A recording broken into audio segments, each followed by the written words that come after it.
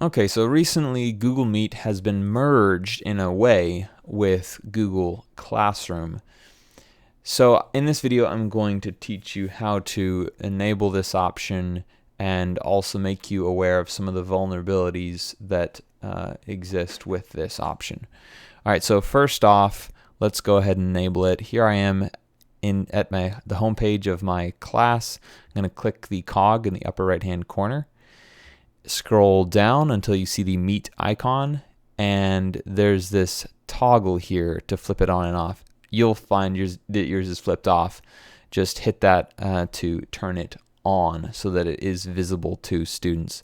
Click Save, and you should see a Meet link here in your banner, on your banner.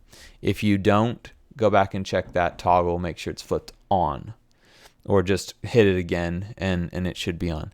So then here's a Meet link that is just in a really public area of your classroom that's public to only your students. And it just enables meeting, just makes it a little bit easier to meet. So let's head on over to the student side. Hit there we go. Okay, so here we are, a student on the Google Classroom homepage. Let me refresh my page to make sure I'm up to date. And we have a link. Now, if the students hit that link, it's going to tell them that they cannot start a meet, and that's good. We don't want them to be starting meetings. Now, let's say that as a teacher, you want to have scheduled a time. You've told everybody, all right, at 3 o'clock tomorrow, we all are going to talk and meet.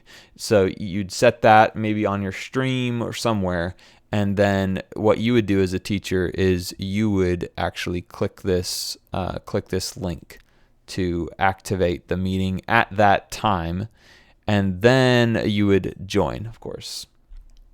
Now, this card is irrelevant at this point. However, it is worth mentioning that this meeting ID, if anybody is having trouble joining, this is a really emailing that to the person, just creating a new email, sending it to that person, and just pasting it in there in the text section, sending it to them. It's bulletproof. It's just a great way to get people connected. So if they are having trouble, that is still an option, and that meeting ID is accessible even after you close this window. So here I am in the meeting, and let's go ahead and get the student connected. So the student, at 3 o'clock the next day, they would hit this button and it would take them over to the meeting, and then they could join. Now, of course, once you're done with your meeting, you need to close it down correctly. If you don't, you run the risk of keeping the session open, and which leaves the students unprotected. You are able to leave the meeting and the meeting still exists.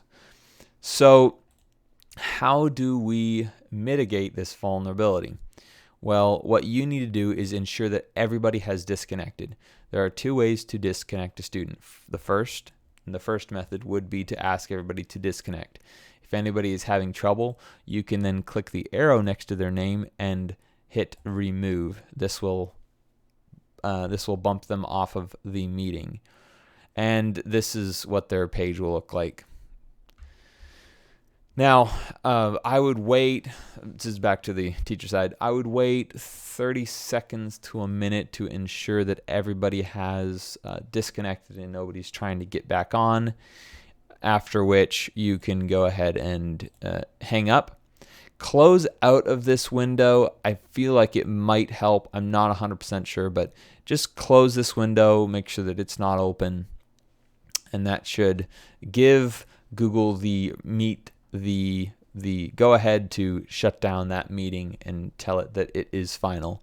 Because we don't want meetings to be live. We don't want students to be able to jump on meetings and be unsupervised. So, okay, so and then then next time you want to join, talk again, you just click this link and you start talking. So that is how you use Meet in your Google Classroom, and I really hope this helps improve your communications. Thanks for watching.